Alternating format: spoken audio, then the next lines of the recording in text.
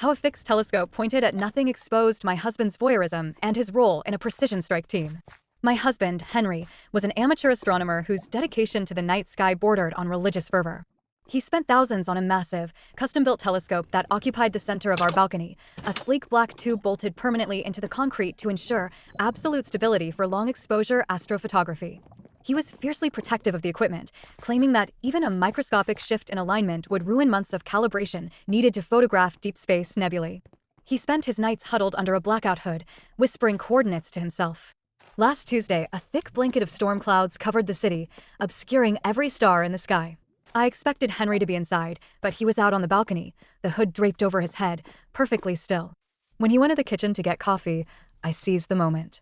Curiosity overwhelmed me. I wanted to see what he could possibly be looking at on such a pitch-black night. I peered through the eyepiece. I didn't see the sky. I saw a crisp, green-tinted digital magnification of the senator's suite in the high-rise hotel 3 miles away. The image was stabilized and overlaid with strange, shifting numerical data. Henry caught me before I could step away. He turned ashen, spilling his coffee. He slumped against the railing and confessed, his voice thick with shame.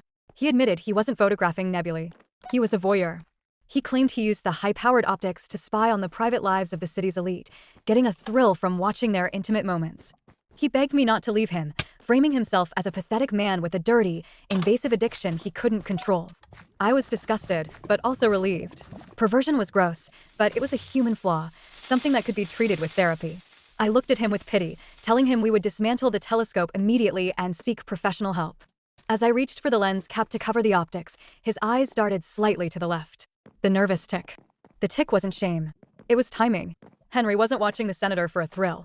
The device wasn't just a telescope. It was a laser designator. He wasn't observing. He was painting a target. The numerical data I saw wasn't camera settings. It was wind speed and distance calculations being transmitted in real time to a long-range sniper positioned on a rooftop miles away. The nervous tick revealed his terror. By covering the lens, I had broken the laser lock exactly 3 seconds before the shot was scheduled to be taken, causing the assassination attempt to fail and marking us both as loose ends to be cleaned up by his employers.